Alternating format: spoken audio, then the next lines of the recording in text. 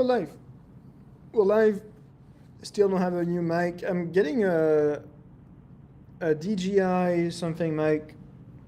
I'm really gonna be looking like an influencer, but it's good.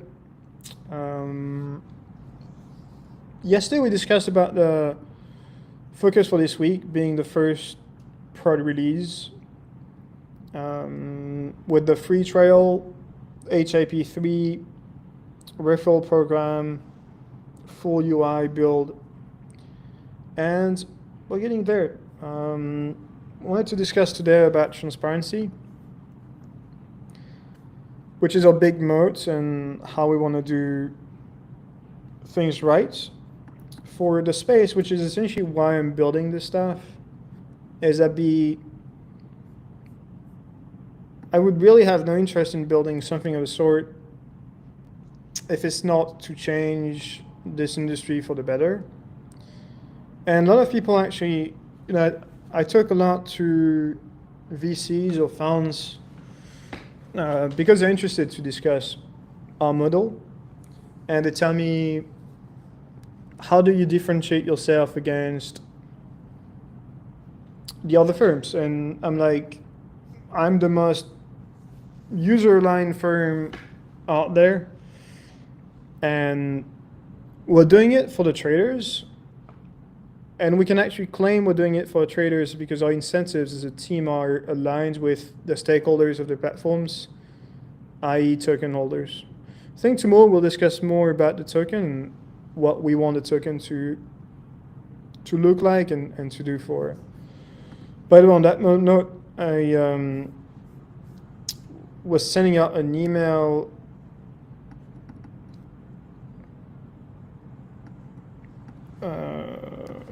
sorry.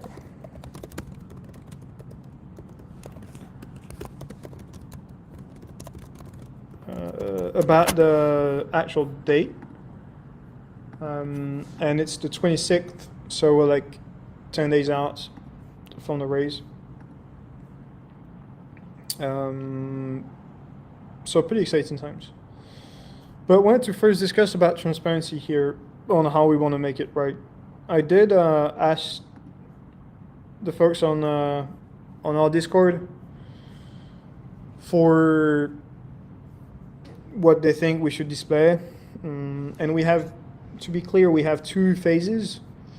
One phase where it's going to be between essentially end of the week to end of April, which is first production release, no funded accounts, all on free trial. And then end of April is going to be selling actual funded accounts.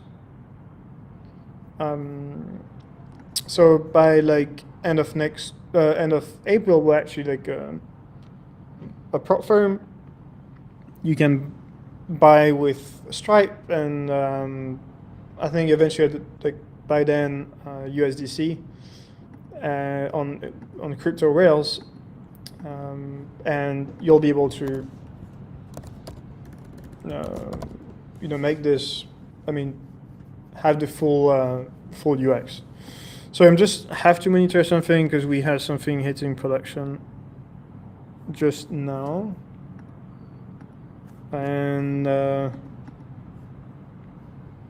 okay, all right. So I just have to monitor something for the next like minute or so. So transparency, what we mean by transparency is showing you everything that you need to know about the prop firm. Is if I'm building it in the sense that if I had to make the most transparent prop firm, how would I do it? And so that means we show you the revenues, we show you the pass rate, we show you the paper trading net positioning. Obviously, this screen specifically is for the next 4 to 5 weeks. After that, we'll have the different pass rate, paper trading positioning, then funded account positioning. The aggregate paper trading P&L, obviously, you understand there will be the P&L after on funded accounts. The payouts, so payout is a big thing.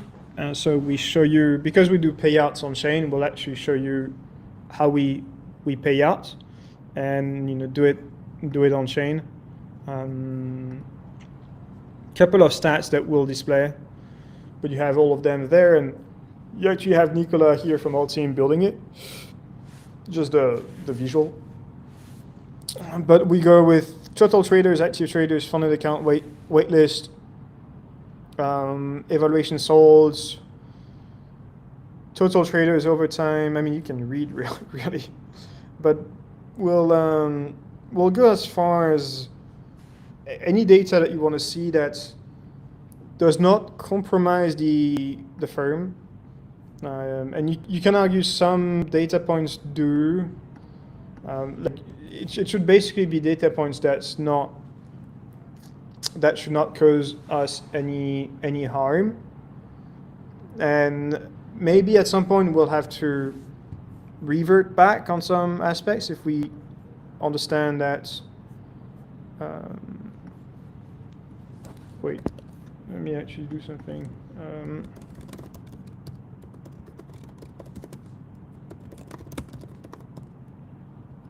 If you're wondering what I'm doing is I have to fix some of the code because we're pushing an email. And that email, anyway, like,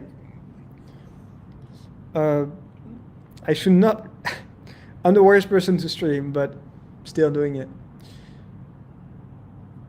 Yeah, we'll go as far as the reserve ratio, the exposure that we have, essentially how solvent the platform is, and we'll even discuss about capital efficiency. And that's a big commitment to me. That's the reason why we're doing it, so we're going all in essentially. So whenever someone asks me, okay, what's your edge and how you're different? Well, we're building the platform that is not gonna, we know we're not gonna make every trader good. Like, trading is insanely hard. But we want to give the platform for that traders can trust. They deserve that. They deserve transparency. And numbers that we're going to show, we know aren't going to be good. And it's bad for marketing. Basically, if we tell you, hey, the odds of passing something is 10%, well, obviously it's not something that Breakout or FTMO, whatever, are telling you. But we believe that we enter into an era where transparency matters, and hopefully people that we compete with that are doing a great job at tech will also implement better transparency standards. And so we lift the whole industry together. That's my goal for the year. And I think by the time this series ends, which is 10 million mark, hopefully we would have left an impact on this tiny world. And that's my goal. And also share the upside of the impact with token holders, which is pretty cool. So that's going out. I mean, this stuff, I think optimistically, is going out this week with limited stats because we're still in the beta environment. But I want to make sure. Sorry, I'm getting some messages. Yeah, I want to make sure that we have the boilerplate of the endpoints done. There is a, like, for those that are technical, there's a PR that's waiting review there, and yeah, we're pretty close to it. So I'm still keeping an eye on this stuff because we got an email going out in a few minutes now.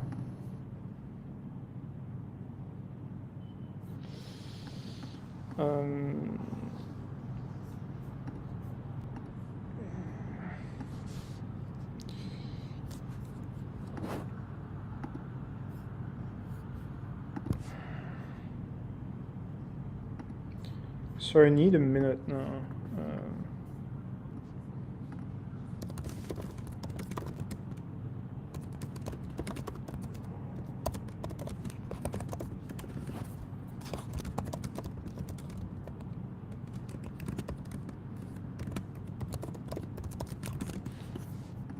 So transparency is a topic. Let me see what else we want to discuss. Yeah, affiliates. We've released a new affiliate page. Essentially now. And for those of you that we don't discuss so much about affiliates, but that's where pretty much the whole work is going into.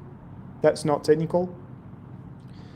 You have to understand that prop firms scale through. Well, you have to understand like who's going to be using our platform. It's traders. How do they get influenced? Especially in those that don't have much capital. It's through KOLs and traders, and building a compelling affiliate program is key. And we're quite aggressive. In fact, very aggressive. Our goal is to be on par with the top firms out there.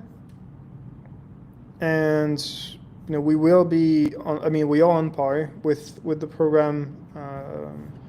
We'll push it up a tiny bit, so we'll actually have higher commission rates here, plus top-ups and tokens. So what we will do in the early phases is going to be unhealthy,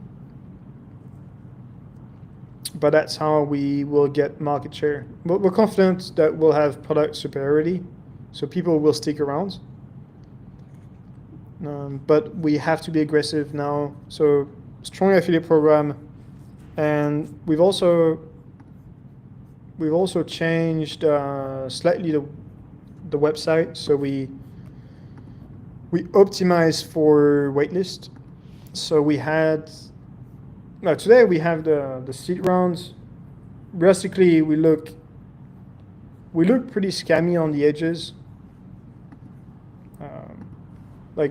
Think about it. You've got your new prop firm. You haven't proved much. We've got a sick product, but still very early phases. Then you're promoting a seed round. It looks sketchy, and that's also why I'm building this in public. Otherwise, just wouldn't look good. But as we advance on the seed rounds, and I think get more confidence on our ability to close the rounds, then generate momentum, then we'll be entirely driven on the metrics that matter to us. So the next big milestone for us is building a waitlist that's good enough by the time we launch the funded accounts. So funded account launch is end of April. And we discussed yesterday at length on the strategy of Solana Funded, which is, they claim to have 48 million in one-day sales, which basically is not possible for multiple different reasons. One is just balance sheet. The other is infrastructure-wise, with Stripe compliance and stuff like this, or whichever payment provider, unless they are very good at this and they've done that in the past, but that would be close to the annual revenue of FTMO. And what I'm saying, this is end of April, we go out with the waitlist. Today you can sign up to the waitlist. You have 10% off, and you'll be the first to test the platform. Well, to not test, but use the platform and be able to be a client of ours on the platform. Obviously, there will be incentives. Obviously there will be an airdrop. I want to be transparent on the fact that the airdrop is going to go to people that add value to us, and value to us early on is revenue. So typically the people that use the platform early on, report bugs, help us out, it's just making and crafting the best product, will get rewarded. So you can imagine that you'll get more than the 10%, but that's obviously speculative. So I wanted to show you this as more so what's happening under the hood, and then also the last part is studying what Solana Funded did, and that means for us trying to understand the risk framework around Solana Funded, see what's the growth strategy, see how can we build, what's the technical lift to building the product.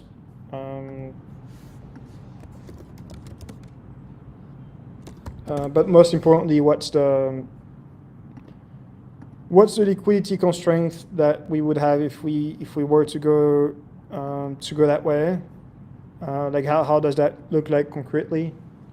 Because it's a model that's never really been done before, which is also why it's interesting to us. So we're building this. It's essentially like the rule set, analyzing very closely what others, like what Solana Funded is doing. I do respect the work that they've done. I do think we can do a lot better. So I think that's pretty much it for today. As soon as I'm back in Dubai, I'll be able to do maybe some vibe coding. I did add the news section on the website, so you have the ability on the trading terminal. It hasn't been merged, so it's not approved just yet, but you have the ability to see TradFi and crypto news directly on the trading terminal, which is pretty sick. Now I want to talk about the market. So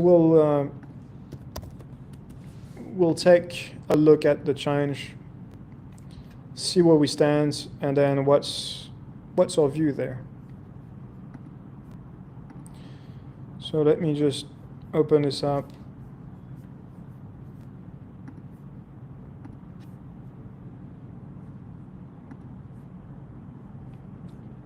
What's our view on the market now, and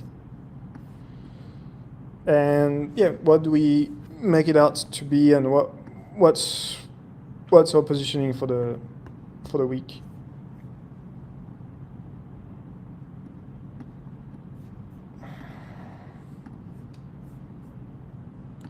So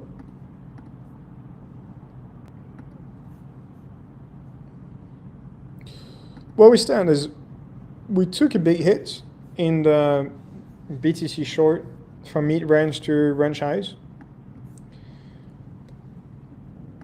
The tricky part now is we basically are still in that range. It's been an incredibly boring market. You can argue we are above the range. And so why? Realistically, I should close that. You know, with good risk management, you would close. It's also because I'm not in the best state, as in I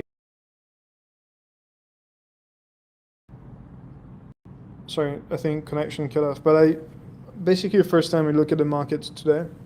So realistically, I'm not dialed in so much, which allows me to zoom out a bit more. The thing is, now the market is completely pricing in de-escalation,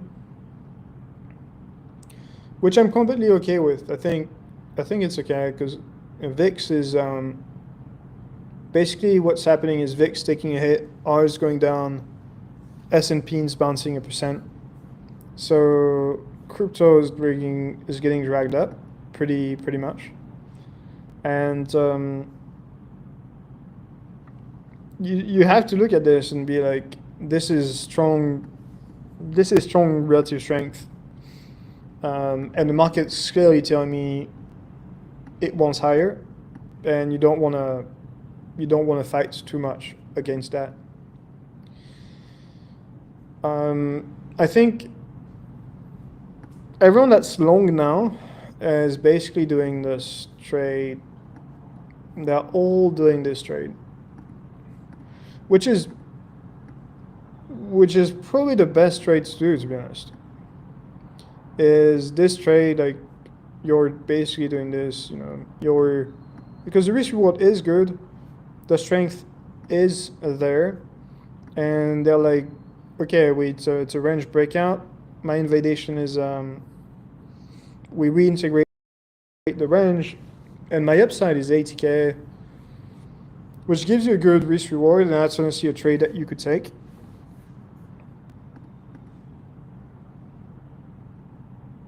It's a trade that you can totally take there. On low time frame, maybe you could take this trade because your invalidation is very clear. Usually, when you leave a range on BTC, it's usually a lockout rally. If you're getting too much, if they are giving you the opportunity to enter at range highs too many times, it's usually not very good news. And overall, why I'm not taking this trade is I don't want to do too much in this market. I think you're better off just taking one position and sticking to it. And mine is, it's a tricky scenario now because just the timing of it makes it that, like for example, now you have the FOMC in 2 days. The move up happened in the Asia session on all the coins, which means I'm basically, woke up and be like, yeah, crypto went up. So it was lockout during Asia, and then when it's, like for example, now you have a sell-off, but I still don't know, and that's why I'm heavily sidelined, is I struggle to understand the nature of the strength, how much is that STRC led. But if we look at the indexes, for example, you can argue, why do we sell off on BTC? Obviously it's a very small sell-off when the S&P is up quite a bit. Is this just I don't know. So I think this trade is totally valid, but I think swinging here, I am still more favorable on the short side because it's easier to manage, and high time frame, you're more likely to be right than wrong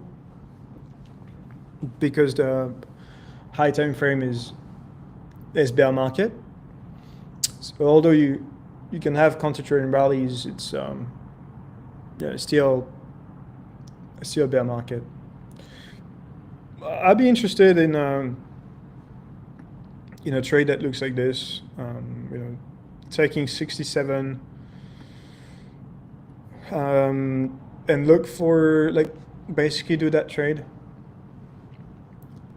Basically, I would have stops a bit tighter stops. I would not want to go range lows.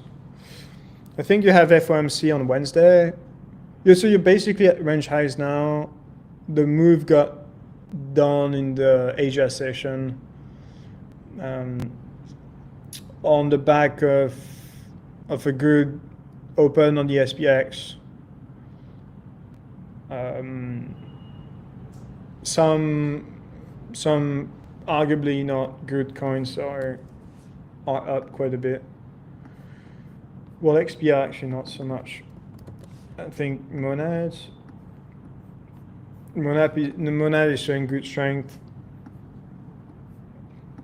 If you look at Pepe, for example, every time you have a lockout rally, that was the end of the trend. I'm trying to find excuse here to be bear hold, if I'm being honest. I just can't justify myself to go long until you give me better prices, and I'm totally fine being absolutely sidelined. The fact that if by tomorrow we don't lock out at 76, 78, it doesn't look too good. Usually the range breakouts are very aggressive, and I definitely have to mini trade this because you can get rolled over really quickly. But for example, this range breakout offered like lockout rally, basically when you don't have any pullbacks. It's 30%. So like how much can we lock out here? Until we lock out, you're basically, I think, more comfortable. And if I saw a bunch of folks I respect try and play ETH to like 2.4, 2.5, I just don't see the risk reward so much. So I would have to basically answer on lower prices, and I'm okay missing this rally. I'm that wouldn't be the first I miss, and I just don't think it's going to be the one rally that will bring us a renewed bull market. My view, high time frame, is still that there isn't much for crypto to deliver, at least until end of the summer. I'm totally open to a bear market rally. Everyone is eyeing this. Nothing goes down in a straight line, but realistically, high time frame, just too much was done to the space. Just like have renewed appetite, as in actual, like I'm talking plus 100K on BTC. But I would say I'm monitoring the situation. I don't want to give this locks out to 85, 90K in the next few days. You don't want to be stuck there. So yeah, that's going to be it for me today. I actually have to go back to work. So thanks a lot for tuning in.